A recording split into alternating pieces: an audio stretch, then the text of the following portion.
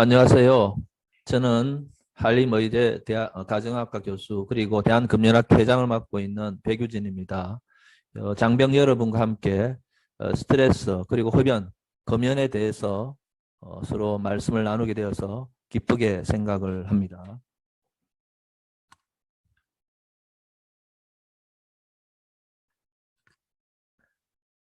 주근깨 투성이의 빨간머리 앤을 주인공으로 하는 애니메이션이 있죠. 거기 나오는 장면입니다. 한번 읽어보겠습니다.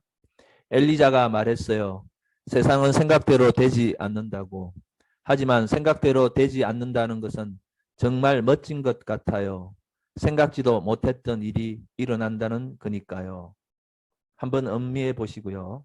제가 이번 강의에서 말씀드리고자 하는 요지는 이 대사가 가리키는 바와 대부분 일치합니다. 챕터 1은 스트레스에 대한 일반 상식에 대해서 간략히 소개를 해드리고자 합니다.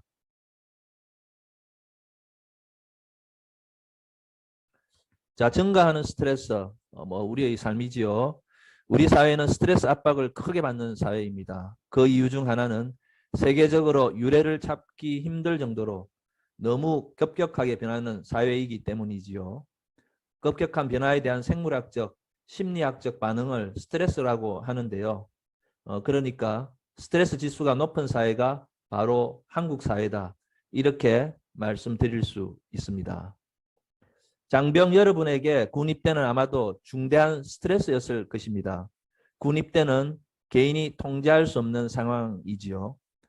선택의 가능성이 없는 그런 것이기 때문에 개개인에게 더욱 스트레스가 될 것입니다. 그나마 다행인 것은 사진 속의 중국 군인처럼 사격 표지판을 들고 있지는 않아도 된다는 것일 겁니다. 아주 다행스러운 일이지요. 자, 우리가 일반적으로 스트레스에 대해서 가지는 생각이 명제가 있습니다. 스트레스는 나쁘다 하는 그런 명제지요. 과연 그럴까요?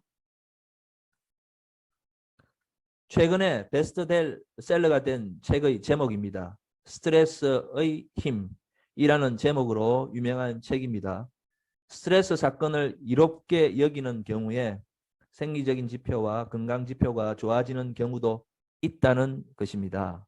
그래서 스트레스를 이롭게 여긴 경우에는 심박수는 빠르지만 심혈관은 이완되는 그런 건강상의 이로움이 있다는 것이죠. 즉 스트레스에는 양면성이 있다라는 것입니다. 우리가 스트레스를 학문적, 객관적 개념으로 바라본다면요. 스트레스는 내적, 외적인 변화하는 환경에 대한 생물체의 반응으로 봅니다. 살아있는 생물체인 인간은 스트레스 유발 사건에 대해 정서적인 반응과 행동 반응을 보이게 되는데요. 스트레스는 개개인의 인지에 따라서 유스트레스와 디스트레스로 나눌 수 있습니다. 유스트레스는 소위 좋은 사건에 의해 인지되는 스트레스를 말합니다. 승진, 결혼, 시험에 패스하는 것, 진급, 성공 등의 예를 들 수 있겠지요. 하지만 디스트레스는 일반적으로 실패, 탈락, 낙방, 이혼, 결별, 파산 등등을 들 수 있을 것입니다. 일반적으로 이런 사건들은 부정적이라고 받아들여지는 것이지요. 이런 사건들을 좋은 것이라고 받아들이는 사람이 있을까요? 일부러 실패를 의도하지 않았다면, 성공을 바라고 어떤 일을 추진하는데 실패를 했다면 나쁜 스트레스 사건으로 해석을 하는 것이 일반적인 사람의 해석이 될 것입니다. 자, 여기 퀴즈를 좀 내드리겠습니다. 스트레스는 괄호입니다. 에서 들어갈 수 있는 단어는 무엇일까요? 한번 생각을 해보세요. 예, 스트레스는 인생이다. 맞습니다. 바로 인생입니다. 스트레스가 바로 인생입니다. 이것을 깊이 인식하면 스트레스를 다룰 에너지가 우리한테 생깁니다. 이런 에너지가 아주 중요합니다. 제가 좋아하는 연예인 중에 김국진이 있습니다. 여러분 중에 좋아하는 분도 또 있을 수 있겠죠. 김국진 씨가 프로골프가 되기 위해서 입회 테스트를 수십 번을 쳤다고 하죠. 하지만 결국 프로 입회는 하지 못했다고 합니다. 그런데 이분이 우리들에게 하는 말이 있습니다. 임진한이라고 아주 유명한 골프 교섭가가 있는데요. 그분과 함께 골프 라운딩을 하면서 나눈 대화입니다. 제가 이분의 말씀에 큰 감명을 받았습니다. 김국진왈, 나는 스트레스를 받기 위해 필드에 나간다고 느낀다.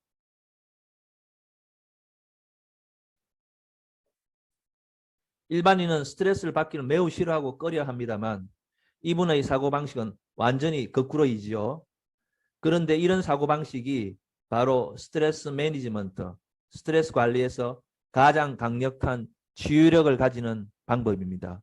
이런 기법을 이용해서 심리치료를 하기도 합니다. 그래서 제가 유튜브에 있는 내용을 한번 따왔습니다. 오늘 스트레스 왕창 받자. 이렇게 필드에 나온다는 것이지요. 즉 스트레스가 없는 상상 속의 세상으로 들어가는 것이 아니라 스트레스로 가득 찬 그런 세계로 들어간다는 것입니다.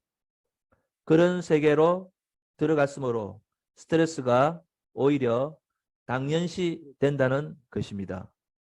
이런 마인드로 세상 속으로 들어가면 스트레스를 바라보고 핸들링 할 수 있는 여유와 에너지가 오히려 생깁니다. 스트레스를 두려워하면 심리적으로 위축이 되면서 결국 그런 상황에서 뒷걸음치고 패배하고 맙니다. 이순신 장군께서 이런 말씀을 하셨지요.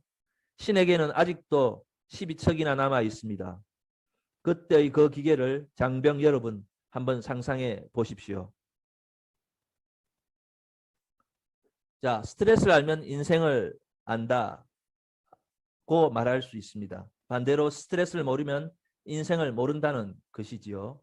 스트레스를 관리한다고 하면 인생을 관리하는 것이고 인생을 관리한다고 하면 바로 스트레스를 관리하는 것입니다. 스트레스관이 바로 인생관입니다. 그럼 스트레스는 무엇일까요? 바로 변화입니다. 그리고 그 변화에 대한 대응입니다. 이렇게 변화와 반응을 통틀어서 스트레스라고 합니다. 변화에는 내적인 변화와 외적인 변화가 있습니다. 외적인 변화는 바로 여러분이 일반 사회에 있다가 군대라는 낯선 조직으로 들어가는 경우입니다. 아주 큰 변화이지요. 내적인 변화는 바로 우리의 내면에서 느끼는 변화, 즉 심리적 영역의 변화입니다. 우리의 심리는 어떤 때는 매우 고요했다가 어떤 때는 마구 날뛰며 흥분하고 기뻤다가 슬펐다가 불안했다가 우울했다가 널뛰기를 합니다. 마치 바깥 날씨의 변덕과 같지요.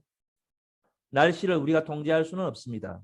하지만 날씨를 예측하고 거기에 따라서 대비책을 구한다면 구전 날씨에도 생활할 만할 것입니다. 마음도 우리는 통제할 수가 없습니다. 날씨와 마찬가지로 마음의 움직임에 따라 대비책을 구한다면 마음에 속지 않고 생활할 수가 있습니다. 마음에 속지 않는다는 말은 나중에 자세히 말씀드리겠지만 바로 자기 자신의 생각에 속지 않는다는 것입니다. 우리가 아는 것은, 즉 느끼는 것은 객관세계가 아닙니다. 우리에게 일어나는 신체적인 감각과 반응, 그리고 심리적인 요동침과 반응을 우리는 압니다. 즉 느낍니다. 스트레스라고 하는 것은 이러한 불쾌한 신체적 심리적 반응을 말합니다. 소화가 안 되고 잠이 안 오고 가슴이 답답하고 이런 건 신체적 반응이지요. 심리적으로는 짜증이 나고 긴장되고 불안하고 초조하며 우울감을 느끼기도 합니다. 이렇게 신체와 심리는 서로 연결되어 있습니다. 스트레스 공부를 하지 않는 일반인들은 스트레스에 어떻게 대처하고 있을까요? 그들은 이렇게 반응합니다. 즉 완전히 자동화된 방식으로 반응합니다. 늘 해왔던 관습적인 그런 방식으로 대처합니다. 도피와 회피로 점철된 그런 반응입니다. 담배도 그 중에 하나이지요. 아주 손쉽게 스트레스에 대처하는 방식인데 문제는 우리의 뇌와 신체를 갉아먹는 가장 최악의 대처 방안 중에 하나라는 것입니다. 행복을 위해 불행을 불러들인다. 정말 모순이지요. 모순되는 그런 담배 제품을 우리는 지속적으로 반복적으로 습관적으로 사용하게 됩니다. 물론 담배 회사는 이렇게 심리가 작동하도록 담배를 만들어 팝니다. 절대 끊지 못하도록 담배를 변형시키고 첨가물을 넣고 제조한다는 것입니다. 이것이 여러분들의 노동력과 생산력을 착취하기 위한 현대사회의 구조입니다. 중학교 때는 공부하느라 바쁘고 대학교 때는 취직 준비하느라고 경쟁하는 속에서 살아가는 그런 방식이지요. 현대사회는 아마 여러분이 성인이 될 시기에 자연스럽게 술과 담배의 노예가 되도록 그런 부추기는 그런 사회입니다. 자, 챕터 2로 넘어가겠습니다. 챕터 1에서는 우리가 스트레스에 대한 일반적인 상식에 대해 지식을 공유하였습니다. 이번 챕터에서는 이러한 스트레스를 어떻게 다루는지 알아보겠습니다. 인지행동기법이라고 하는 조금 어려운 주제를 다루어 보겠습니다. 스트레스를 다루려면 먼저 기본 전제 조건이 있습니다. 바로 스트레스를 똑바로 알아차려야 한다는 것입니다. 똑바로 알아차리지 못하면 엉뚱한 해결책을 내놓을 가능성이 높습니다. 우리 대부분은 불쾌한 자극이 오면 불쾌한 자극으로 사건으로 인지를 하면은 바로 회피하고자 하는 그런 습관적 반응이 일어납니다. 이런 회피는 스트레스를 똑바로 알지 못하게 방해하고요. 스트레스에 대한 이해가 결여되어 있기 때문에 스트레스에 대한 우리의 반응도 엉터리가 되고 말지요. 우리 국민들이 좋아하는 시인 중에 나태주 시인이 있습니다. 풀꽃이라는 시가 가장 유명하지요. 그 대사 중에 다음과 같은 대사가 있습니다. 풀꽃을 스트레스로 바꾸어 한번 읽어보세요. 자세히 보아야 예쁘다. 오래 보아야 사랑스럽다. 스트레스 너도 그렇다. 자, 여러분은 스트레스를 예쁘다고 사랑스럽다고 자신 있게 말할 수가 있나요? 만약 없다고 하더라도 너무 낙담하지는 마십시오. 이제부터 스트레스를 예쁘다고 사랑스럽다고 자신 있게 말할 수 있도록 제가 도와드리겠습니다. 스트레스는 다음과 같이 구성이 됩니다. 스트레스는 단일체가 아닌 복합체입니다. 이제 스트레스를 요소로 분석해 봅시다. 스트레스의 구성 요소는 스트레스를 유발하는 사건 그리고 스트레스에 대한 개인의 반응으로 이루어집니다. 이 반응은 감정으로 표출이 되고 행동으로 표현이 되겠지요. 이 슬라이드는 스트레스 복합체를 보여줍니다. 스트레스를 유발하는 사건은 객관적으로 발생한 그런 사건입니다. 이미 일어난 사건이지요. 우리가 바꿀 수는 없습니다. 반면 스트레스에 대한 반응 영역은 판단과 같이 해석에 의해 영향을 받는 영역입니다. 즉 우리가 변경시킬 수 있는 영역입니다. 옵션과 선택사항이지요. 자, 여기서 스트레스에 대한 전형적인 반응을 케이스를 예를 들어서 한번 볼까요? 예를 들어서 제가 상사방에 들어갔습니다. 그리고 들어가서 보고를 했습니다. 그랬더니 서류 내용이 마음에 안 들었는지 내 면상에 대고 서류를 상사가 집어 던졌습니다. 그때 스트레스에 의한 나의 감정과 행동은 어떨까요? 물론 이제 보통은 서류를 챙겨서 나오면서 연신 죄송하다고 말하고 다시 작업해서 올리겠다고 하고 사무실 나오겠지요. 그리고는 밖에 나가서 화를 삭히기 위해서 담배를 연심 피울 것입니다. 우리가 흔히 접하게 되는 그런 상황이지요. 그런데 여러분이 간과하기 쉬운 것이 있습니다. 즉 앞선 슬라이드에서 보여드린 스트레스 구성체에서 빠져있는 부분 혹은 연결고리가 있습니다. 괄호 안에 물음표로 되어 있는 그 강력한 연결고리는 무엇일까요? 자, 잠시 멈추어서 한번 맞춰보시기 바랍니다. 과연 무엇일까요? 그렇습니다. 바로 괄호 안에 들어갈 낱말은 생각입니다. 스트레스 사건과 스트레스 사건에 의해 촉발되는 우리의 반응 사회에는 바로 생각이라는 매개체가 있습니다. 스트레스 구조의 완전체는 다음과 같습니다. 즉 숨어있는 생각이 있다고 제가 말씀을 드렸죠. 그 숨어있는 생각은 대부분의 사람들이 인지하고 있지 못한 부분입니다.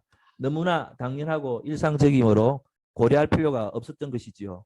마치 공기가 너무 당연해서 우리는 숨쉬는 것의 소중함을 잊고 살듯이 말입니다. 이 모형에서 숨어있는 생각은 다음과 같습니다. 상사는 결제 서류를 집어 던지면 안 된다. 상사는 나를 존중해야 한다. 그런데 기저에 숨어있던 그 주관적 생각이 앞선 사건에서 드러난 객관적 사건에 의해 침해를 받았습니다. 그 생각이 바로 객관적 사건에 의해서 부정이 되었습니다. 침해되고 부정된 그 생각, 즉 내가 침해를 받았다고 느끼는 것이지요. 그래서 그 생각이 부정된 것은 바로 내가 부정된 것이고 여기에 화가 난 나는 나가서 담배를 피우며 상사를 욕하기 시작합니다. 그것이 우리의 일상입니다. 즉 우리는 생각을 나라고 바로 여기고 있는 것이죠. 자, 이렇게 세상은 사건과 반응이라는 두 가지로 구성된 것이 아니라 다음과 같이 세 가지로 구성이 되어 있습니다. 즉 A 사건, B 생각, C 감정과 행동. 사건과 생각에 따라서 행동이 결정이 됩니다. 생각 1은 상사가 내 서류를 집어 던지지 않아야 하고 상사는 내가 밤새 만든 서류를 칭찬해야 하고 상사는 나를 존중해야 한다는 생각과 신념입니다. 당연시대는 이런 생각이 지배되었기 때문에 나는 화가 납니다. 우리는 이런 교육을 받아봤습니다. 즉 생각이 나라는 교육을 받아봤습니다. 여기서 이야기하는 것은 우리의 교육이 잘못되었다는 것이 아닙니다. 저도 우리 모두는 평등하고 우리 모두는 존엄하다는 사상과 인류애적 선언에 동감하며 찬성합니다. 저는 여기서 그런 사회적 차원을 얘기하는 것이 아닙니다. 저는 여러분이 가지고 있는 내밀한 개인적인 생각의 세계를 터치하고 있는 것입니다. 상사가 좋은 상사라든지 나쁜 상사라든지 하는 것은 지금 우리의 관심사가 아닙니다. 갑질하는 상사를 신고하고 그 자리에서 끌어내리고 하는 것은 지금 우리가 집중하는 과제가 아닙니다. 우리는 우리 자신의 심리적 구조를 이해하기를 원하고 있고 지금 그렇게 하고 있습니다. 즉 여러분은 생각을 자신이라고 여깁니다. 자, 여기서 우리는 여러분이 한 번도 접하지 못했던 그런 심리적인 지식을 소개하고자 합니다. 이제 생각 뒤집기를 해봅시다. 이제 바꿀 수 없는 사건에 집중하기보다는 바꿀 수 있는 생각에 집중해 봅시다. 생각 1을 생각 2로 뒤집기를 완전한 뒤집기를 해봅시다. 그러면 생각 2는 다음과 같은 문장이 됩니다. 상사가 내 서류를 집어 던져야만 한다. 상사는 나를 존중하지 않아야만 한다. 이렇게 생각 뒤집기를 했습니다. 그리고 그것을 음미해 봅니다. 그 생각을 음미해 봅니다. 그러면 사건과 생각이 일치했습니다. 자, 앞서 생각 1에서는 상사가 내 서류를 집어 던지지 않아야 한다. 상사는 나를 존중하여야 한다는 생각을 내가 가지고 있었죠. 자, 이 생각이 스트레스를 유발을 하는 겁니까? 혹은 상사가 내 서류를 집어 던져야 한다. 상사가 나를 존중하지 않아야 한다는 생각이 스트레스를 유발하는 것입니까? 분명히 생각 1은 스트레스를 나에게 유발을 했습니다. 나는 화가 났습니다. 나는 짜증이 났습니다. 그리고 담배를 피웠습니다. 하지만 생각 2가 되면은 사건과 생각이 일치하면서 나는 화가 나지 않습니다. 사무실 밖으로 나가서 담배를 피우지 않습니다. 왜냐하면 객관적인 사건과 나의 주관적인 생각이 일치했기 때문이지요. 도저히 말도 안 되는 현실이지요. 예, 압니다. 이렇게 되기가 쉽지 않다는 것을 저도 잘 압니다. 그런데 쉽지 않다는 반응, 그 반응도 사실은 다음과 같은 생각이 근지에 숨어 있습니다. 즉 강의는 쉬워야 한다. 강사는 쉽게 강의해 주어야 한다는 일반적인 믿음 말이죠. 그것이 정말 우리에게 도움이 되는 진실인지는 아무도 모릅니다. 하지만 이 모형은 정말 진실입니다. 생각 뒤집기 연습은 우리를 생각의 감옥으로부터 자유롭게 해줍니다. 만약 생각이 나라면은 생각이 이렇게 생각 1, 생각 2로 왔다 갔다 할 수 있다면은 우리의 존재 자체도 왔다 갔다 하는 그런 존재가 되어야 할 것입니다. 하지만 생각이 내가 아니기 때문에 우리는 언제든지 생각을 바꿀 수 있는 것이죠.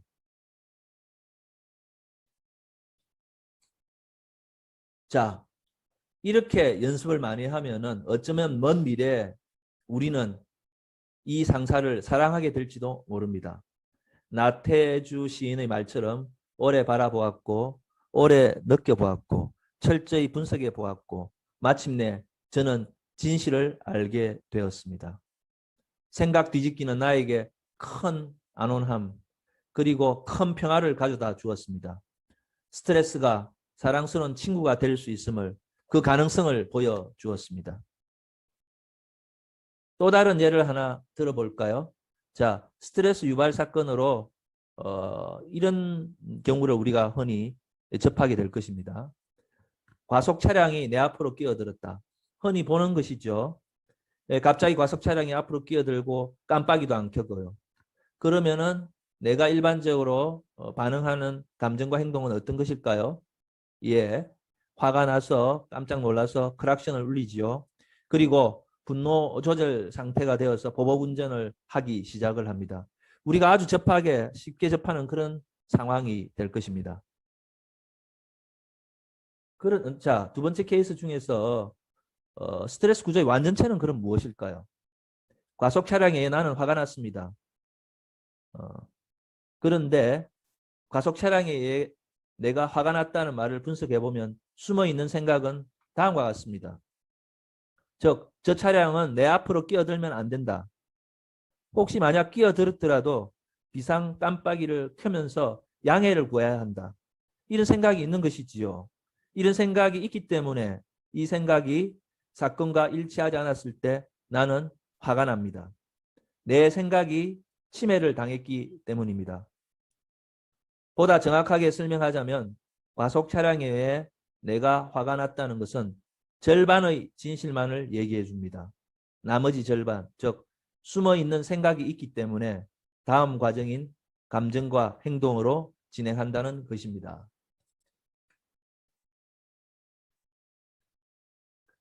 과속 차량이 내 앞에 끼어들었습니다.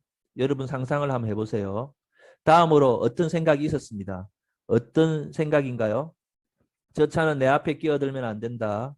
끼어들 때는 비상 깜빡이를 켜며 양해를 구해야 한다. 사건과 생각의 갈등을 한번 확인해 보겠습니다. 그리고 그 결과 화가 나서 보복 운전을 하는 나를 느껴봅니다. 자, 여러분이 한번 느껴보십시오. 직접 실습을 해보세요. 내가 운전자이고 운전자인 내 앞에 과속 차량이 갑자기 끼어들었고 깜빡이도 켜지 않았고 차선 변경하는 그때 나는 화가 나서 빵빵거렸지만 숨어있는 그 생각은 저 차는 내 앞에 끼어들면 안 된다. 끼어들 때는 비상 깜빡이를 켜면서 양해를 구했어야만 했다. 자, 생각과 사건이 갈등을 일으키게 되죠. 그러면 생각 뒤집기 연습을 한번 해보도록 하겠습니다. 자, 생각을 어떻게 뒤집어야 될까요? 과속 차량이 끼어들었습니다. 저는 운전대를 잡기 전에 이미 오늘 운행 중에 다른 차들이 내 차 앞에 끼어들어야 하고 끼어들기를 원했습니다. 그리고 마침내 내 소원대로 과속 차량이 내 앞에 끼어들었습니다. 나는 화가 날까요? 어떻습니까? 아닙니다. 저는 마음이 고요합니다. 사건과 생각이 일치했고 저는 이 상황에 편안함을 느낍니다. 보복 운전은커녕 사고가 나지 않음에 감사할 따름입니다. 그 차량은 제 갈 길을 갔고 저는 제 갈 길을 갑니다. 모든 도로는 평화롭습니다. 우리가 사회적으로 주입된 특정한 생각을 고집하지만 않는다면 말입니다. 이것은 인지행동 기법의 특수한 예입니다. 일반적인 인지행동 기법은 이렇게 과격하지는 않습니다. 저는 매일 아침 운전대를 잡기 전에 출발하기 전에 차량이 오늘 내 앞에 갑자기 끼어들기를 원한다. 세차게 하기를 원한다. 라는 생각을 제 스스로에게 주입을 시킵니다. 그래서 오늘은 세대까지는 내가 무조건 봐주겠다. 이렇게 생각을 하면서 가죠. 보통 출퇴근할 때 갑자기 끼어드는 차량이 세대를 넘는 경우는 거의 없습니다. 그래서 저는 운전할 때 항상 평화롭게 운전을 하게 됩니다. 이렇게 사건을 인지하고 생각을 수정하고 행동을 변화시키는 이런 기법을 우리는 인지행동 기법이라고 하고 심리적인 치료 현장에 흔히 사용을 하고 있습니다. 스트레스를 주는 생각은 대부분 상식적으로 받아들여지는 그런 생각들입니다. 우리들 대부분은 상식에 집착합니다. 그런데 그 생각이 어떻게 보면은 심리적인 갈등을 유발하는 경우가 꽤 많습니다. 그것은 인지적 오류를 유도합니다. 우리가 흔히 접하는 인지적 오류를 예를 한번 볼까요? 우리 대부분 이런 생각을 가지고 살아갑니다. 나는 모든 사람에게 사랑받아야만 해. 나는 모든 사람에게 존중받아야만 해. 나는 항상 행복해야만 해. 나는 항상 건강해야만 해. 나는 모든 사람이 좋아해야 해. 나는 반드시 성공해야 해. 나는 늘 스트레스를 받지 않아야만 해. 이렇게 엄청나게 많은 생각들, 검증되지 않은 생각들을 내 것으로 삼아서 살아갑니다. 이런 인지적 오류는 우리를 스트레스에 아주 취약하게 만듭니다. 그래서 이런 인지적 오류를 바꾸는 연습을 하면 우리가 스트레스를 잘 매니지하고 관리할 수 있습니다. 나는 모든 사람에게 사랑받을 필요는 없어. 내가 항상 행복할 필요는 없어. 내가 늘 스트레스를 안 받고 살아야 할 필요는 없다. 이렇게 생각 바꾸기를 하는 것을 지속적으로 하면은 마음이 아주 평화로운 것을 느낄 수가 있습니다. 자, 수년 전에 미움받을 용기라는 책이 유행을 했죠. 거기에 나온 내용입니다. 나의 가치를 남들이 정하는 것, 그것은 의존일세. 반면 나의 가치를 내가 결정하는 것, 이것은 자립이지. 행복한 삶이 어디 있는지 답은 명확하겠지. 자네의 가치를 정하는 것은 다른 누군가가 아니라네. 예, 이런 책을 읽을 때 주의해야 하는 것은 인지적 오류를 통해 심리적인 안정을 일시적으로 찾는 것의 차원을 실제 사실의 차원 혹은 진리의 차원이라고 혼동하지 않는 것입니다. 오른쪽 칼럼에 있는 내용을 고개를 끄덕이며 그렇지 하는 것은 인지행동 기법이 아닙니다. 그것을 착각하면 안 됩니다. 인지행동 기법은 어떤 개념을 취해서 그것을 고집하는 것은 아닙니다. 그래서 이런 책에 너무 경도되면 삶이 피곤해지고 피폐해질 수도 있다는 거, 부작용이 생길 수도 있습니다. 그래서 항상 받아들일 때는 좋은 점은 받아들이되 부작용에 대해서 항상 생각을 하고서 받아들이는 것이 필요합니다. 스트레스 반응은 신체, 정신이 자신에게 관심을 가져달라는 요청입니다. 그런 요청을 뭉개고 술, 담배, 다른 중독성 물질, 게임 중독에 빠지면 신체 건강, 정신적 건강 훼손이 됩니다. 적절하게 그런 상황에 대응하고 대처한다는 것은 올바른 정신과 건강한 육체를 요청을 하죠. 깨어있는 마음을 요청을 합니다. 그것이 인지행동기법의 본령이고 목적입니다. 그래서 인지행동기법을 통해서 마음이 안정되고 여유를 찾으라는 것입니다. 여유가 있는 것이, 마음이 안정되는 것이 우리의 목적이지 어떤 개념을 취해서 이렇게 하는 것이 행복이다. 이런 것은 아니라는 것이죠. 그런 여유에서 상황에 적절한 행동과 결심 그리고 결단적 행동이 생기게 됩니다. 예를 들어서 군에서 성희롱을 당했을 경우 인지행동기법에 숙달된 조교라면 심호흡을 하고 그 상황에 맞는 적절한 대처 방안을 찾을 수 있을 것입니다. 그래서 숙달된 조교의 시범과 부단한 연습이 필요한 것입니다. 자, 이제 우리 챕터 3 마지막 챕터로 이제 도착했습니다. 이번 챕터에서는 담배 인지행동 기법을 구체적으로 적용을 해보도록 하겠습니다. 예, Are you eating your emotions? 우리가 음식을 먹을 때 우리는 사실은 감정을 먹는 것이죠. 우리가 담배를 피울 때도 우리는 담배를 피우는 것이 아니라 어떻게 보면 사실은 감정을 피우는 것입니다.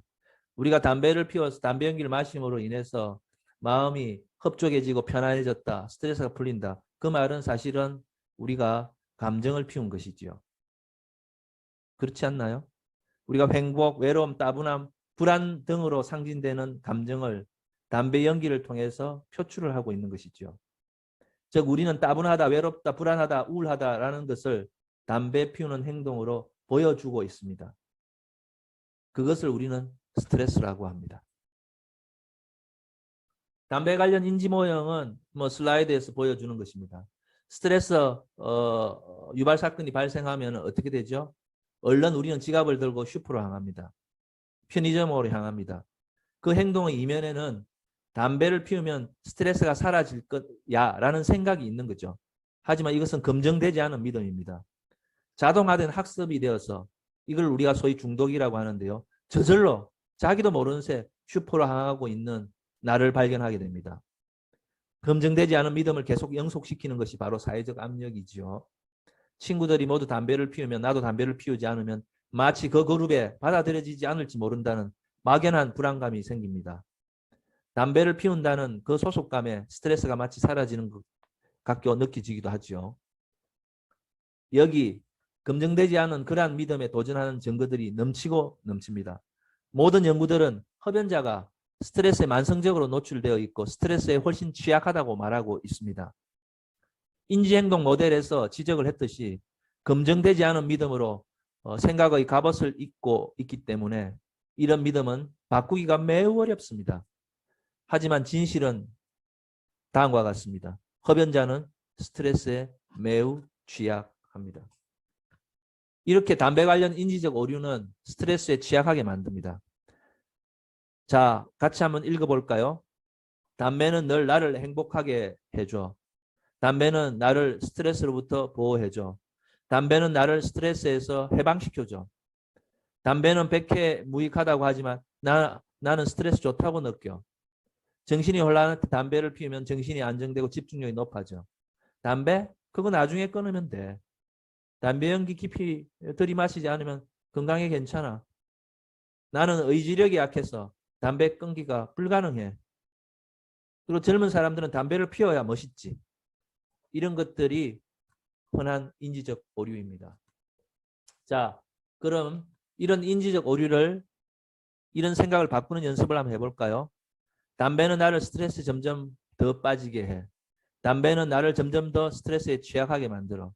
담배는 나를 위로해주는 위안물이 아니고 오히려 나를 점점 더 함정에 빠뜨리는 양의 탈을 쓴 늑대야. 자, 나는 담배가 없어도 스트레스를 관리할 수 있는 사람이다. 나는 담배가 없어도 스트레스를 관리할 수 있는 사람이다.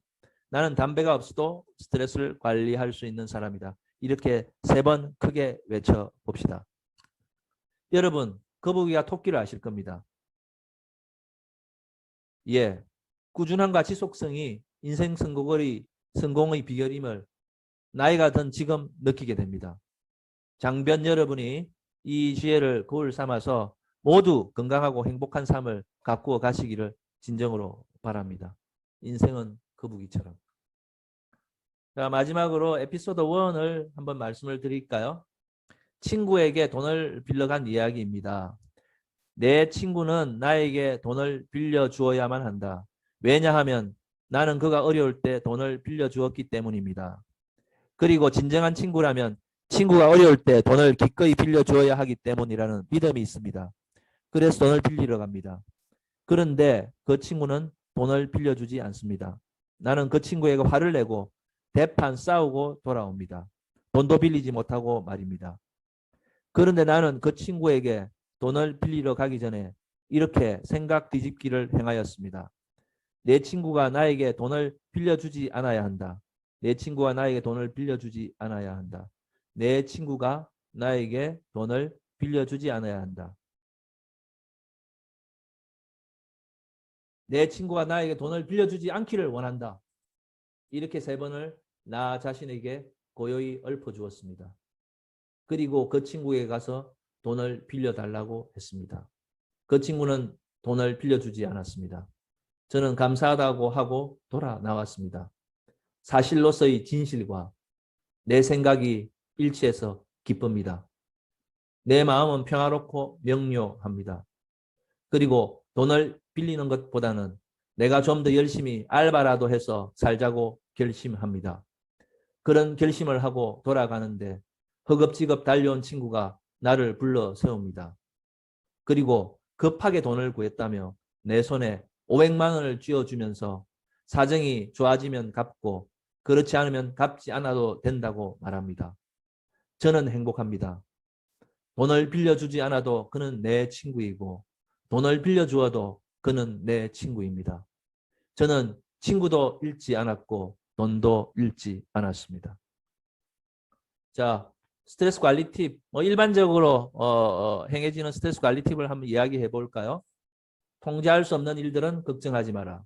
스트레스 주는 일들, 예를 들어서 면접을 한다든지 강의를 한다든지 발표를 한다든지 등은 최선을 다해 준비하셔야 합니다. 변화를 위협이 아니라 긍정적인 도전으로 생각하십시오. 타인과의 갈등이 있으면 해결하도록 노력을 하십시오. 그리고 해결이 잘 되지 않더라도 낙담하지 마십시오. 규칙적으로 운동하고 식단을 균형 잡히게 먹고 수면도 충분하게 주무십시오. 그리고 호흡과 명상 혹은 이완요법을 활용하시기 바랍니다.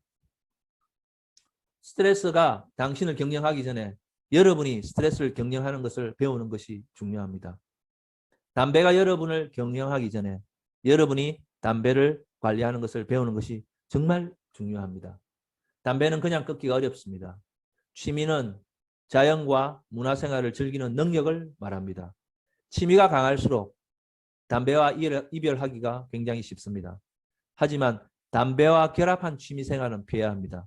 예를 들어서 당구장에서는 담배를 피면서 당구를 우리가 담배를 피죠. 그리고 낚시터에 가면 무료하다고 담배를 피죠. 그런 예가 굉장히 많습니다. 그래서 담배와 결합하는 취미생활은 피하는 것이 좋습니다. 자, 스트레스는 나의 힘. 장병 여러분이 스트레스를 통해 삶을 발견하기를 기원을 합니다. 마지막으로 생각대로 되지 않을 때 엘리자가 말했어요. 세상은 생각대로 되지 않는다고. 하지만 생각대로 되지 않는다는 건 정말 멋진 것 같아요. 생각지도 못했던 일이 일어난다는 거니까요. 예, 맨 처음과 똑같은 대사를 여러분은 다시 들었습니다. 이번 강의가 끝나고 나서 여러분은 생각대로 되지 않을 때 이 대사와 같이 되셨나요? 여러분이 정말 행복하고 건강하기를 바랍니다. 강의 들어주셔서 감사합니다. 꼭 담배를 끊게 되기를 희망을 합니다.